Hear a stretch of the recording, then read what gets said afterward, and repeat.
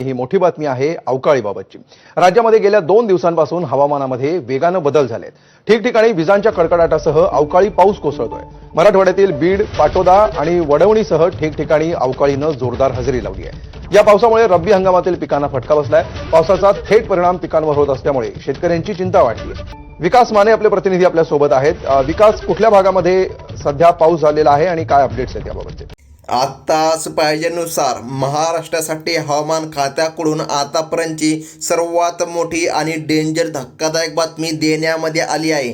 राज्यावर चक्रीवादळासारखी परिस्थिती निर्माण झाली असून पुढील काही तास महाराष्ट्रासाठी धोक्याचे आहे। एका भयंकर संकटाचा सामना पुढील तासामध्ये महाराष्ट्र राज्याला करावा लागणार आहे। बघा, सध्या आता अतिप्रचंड पावसाचा योग पुढे सरकत आहे।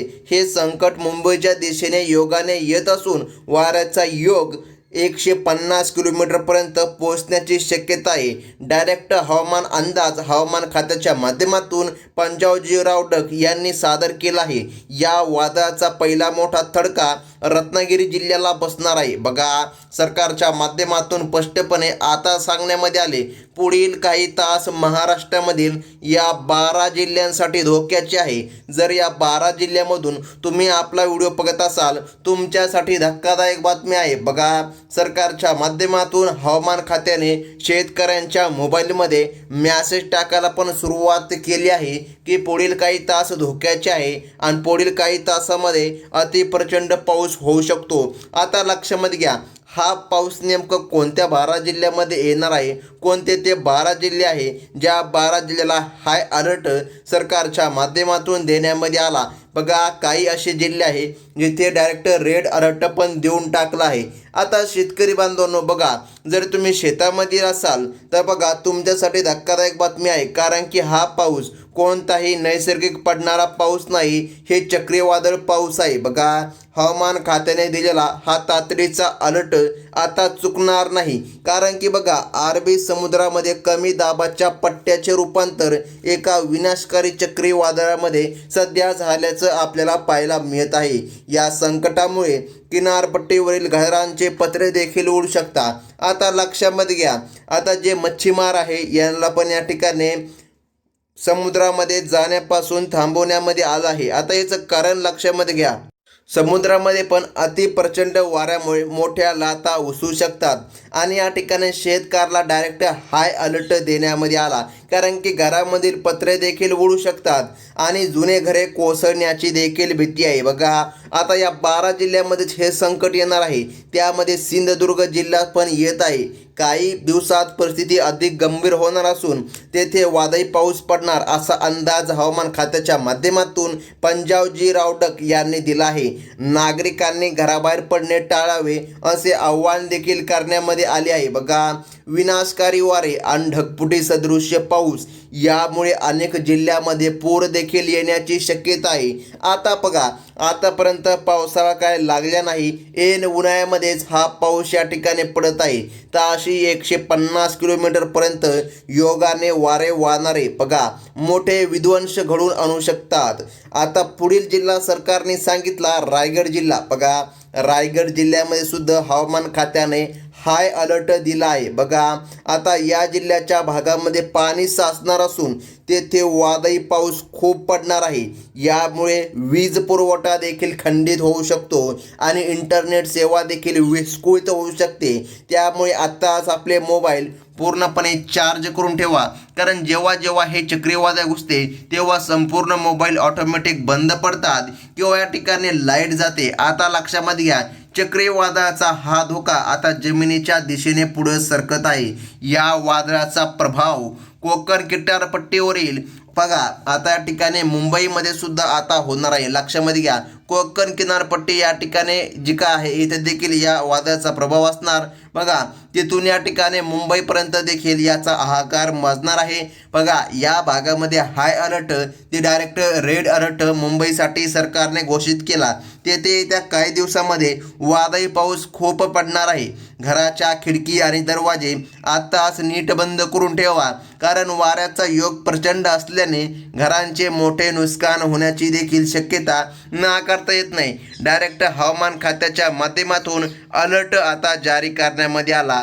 लक्षामध्ये घ्या शेतकरी बांधवांनो, वादळामुळे विजा चमकणे आणि ढगफुटी होणे असे दुहेरी संकट राज्यामध्ये सध्या आले आहे. हवामान खात्याच्या माध्यमातून स्पष्टपणे सूचना दिली आहे, झाडाखाली अजिबात थांबू नका. कारण की हा पाऊस विजांच्या कडकडाटासह पडणारा पाऊस आहे. घाटांमधील रस्त्यांवर दरडी कोसळण्याचा धोका देखील निर्माण होत आहे. आता पुढील जिल्हा सरकारने सांगितला ठाणे जिल्हा. लक्षामध्ये घ्या, ठाणे जिल्ह्यामध्ये पण वादळी पाऊस पडणार आहे.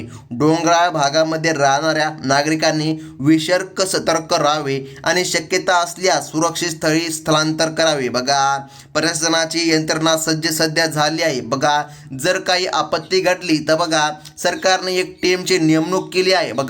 त्या टीमनुसार सर्व काही आटोक्यामध्ये आणण्यामध्ये येत आहे. परंतु सुरक्षित राहणे हे सर्वात महत्त्वाचा आणि सुरक्षित मार्ग आहे. आता लक्षामध्ये घ्या, पश्चिम महाराष्ट्रामध्ये सुद्धा या आसमानी संकटाची चाहूल लागली आहे. नदीकाठच्या गावांना पुराचा धोका असून पुढील जिल्हा सरकारने सांगितला पालघर जिल्हा. या पालघर जिल्ह्यामध्ये पाणी पातळी योगाने वाढण्याची शक्यता आहे. जिल्ह्यामध्ये किनारपट्टीवर लक्ष ठेवायला देखील सरकारने सांगितले आहे. कारण या भागामध्ये येत्या काही तासामध्ये वादळी पाऊस खूप पडणार आहे. जनावरांना सुरक्षित ठिकाणी हलवा आणि शेती अवजारांची आत्ताच योग्य ती व्यवस्था करून ठेवा. कारण की एकदा काय चक्रीवादळ शिरले की या ठिकाणी विजांच्या कडकडाटासह पाऊस देखील पडतो. काही ठिकाणी गारा सुद्धा पडू शकता.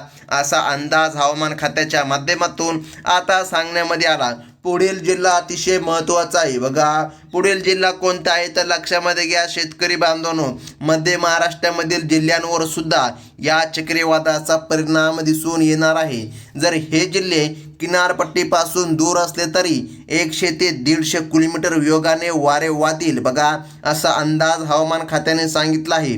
सातारा जिल्ह्याचा सुद्धा समावेश या ठिकाणी या अंदाजामध्ये करण्यामध्ये आला आहे. सातारा जिल्ह्यामधील पिकाचे मोठे नुकसान होण्याची भीती असून तेथे वादळी पाऊस खूप पडणार आहे.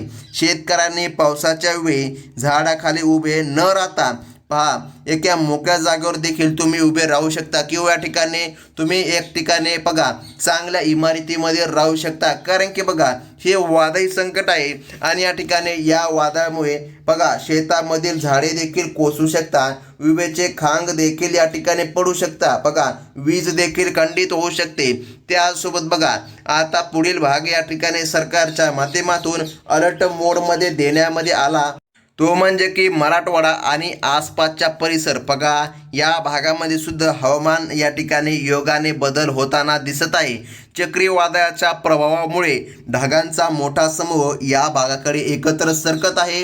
पुणे जिल्ह्यामध्ये सुद्धा रात्रीच्या वेळी मोठा धोका असून तेथे वादळी पाऊस पडण्याची शक्यता हवामान खात्याच्या माध्यमातून सांगण्यामध्ये आली आहे. घरावरील पत्रे मजबूत आहेत का नाही याची खात्री करून घ्या, अन्यथा प्रचंड योगाने वाहणारे वारे पत्रे उडवून नेण्याची दाट शक्यता सध्या निर्माण करत आहे. आता लक्षामध्ये घ्या, या यादीमध्ये तुमचं नाव येत आहे का? जर यादीमध्ये तुमचं नाव आलं असेल तर तुमच्यासाठी धक्कादायक बातमी आहे. आता लक्षामध्ये घ्या, यादी आतापर्यंत संपली नाही. यादीनुसारच या ठिकाणी चक्रीवादळ येणार. आता लक्षामध्ये घ्या, कोणत्या भागामध्ये चक्रीवादळ येणार ही यादी डायरेक्ट हवामान खात्याच्या माध्यमातून जारी करण्यामध्ये आली. आणि ज्या भागामध्ये प्रचंड पाऊस पडणार त्या भागामधील शेतकऱ्याला सतर्क सुद्धा करण्यामध्ये येत आहे. तुम्ही तुमचा मोबाईल देखील चेक करू शकता. तुमच्या मोबाईलमध्ये सुद्धा मेसेजेस आले असतील की पुढील काही तास महाराष्ट्रासाठी धोक्याचे आहे. तर मग शेतकरी बांधवांनो, जर तुम्ही कोल्हापूर जिल्ह्यामधील शेतकरी असाल तर तुमच्यासाठी ही धक्कादायक बातमी सरकारच्या माध्यमातून आता समोर आली आहे. आता या ठिकाणी सरकारने स्पष्टपणे सांगितलं, कोल्हापूर जिल्ह्यामध्ये हाय अलर्ट देण्यामध्ये आला. तर मग लक्षामध्ये घ्या शेतकरी बांधवांनो, रब्बी पिकाच्या संरक्षणासाठी आतापासूनच नियोजन करणे आवश्यक आहे. आता या ठिकाणी पाऊस तोंडावर सध्या येत आहे, परंतु उन्हाळाच सुरू आहे. उन्हाळ्यामध्येच या ठिकाणी हा कडकडट पाऊस या ठिकाणी पडत आहे. प्रशासनाने NDRFच्या टीमच्या पाचारण केले असून धोकादायक भागामध्ये तैनात देखील NDRF टीम या ठिकाणी करण्यामध्ये आली. या संकटाच्या काळामध्ये अफवांवर विश्वास अजिबात ठेवू नका. केवळ अधिकृत आणि आपल्या ओरिजिनल चॅनलच्या माध्यमातून तुम्हाला बातम्या पाहायला मिळतात. बघा, अहमदनगर जिल्ह्यामध्ये सुद्धा ढगफुटी सदृश्य पावसाचा इशारा देण्यामध्ये आला असून तेथे येत्या काही दिवसांमध्ये वादळी पाऊस खूप पडणार आहे.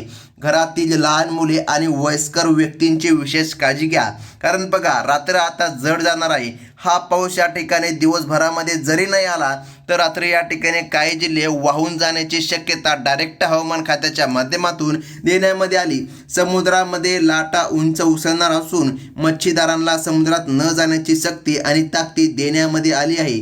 किनारपट्टीजवळ गावांसाठी हाय अलर्ट देण्यामध्ये आला आणि काही जिल्ह्याला डायरेक्ट रेड अलर्ट सुद्धा देण्यामध्ये आला. आता बघा, बीड जिल्ह्यामध्ये सुद्धा वातावरण मोठा बदल होणार असून बघा दुपारपासूनच हा बदल होणार आहे आणि रात्री या ठिकाणी विजांच्या कडकडाटासह पाऊस पडणार आहे. त्यामुळे शेतकऱ्याला सतर्कतेचा इशारा डायरेक्ट हवामान खात्याने आता दिल्याचं पाहायला मिळत आहे. बघा, खास करून मोबाईलवर बोलणे टाळा. बघा, आजची रात्र ही 12 जिल्ह्यांसाठी धोक्याची ठरणार असून प्रशासनाकडून सतत सूचना दिल्या जात आहे. सुरक्षित स्थळी राहणे हाच सर्वात मोठा बचाव आहे. बघा, बुलढाणा जिल्ह्यामध्ये सुद्धा येत्या काही दिवसांमध्ये पावसाचा जोर वाढणार असून तेथे वादळी पाऊस खूप पडणार आहे.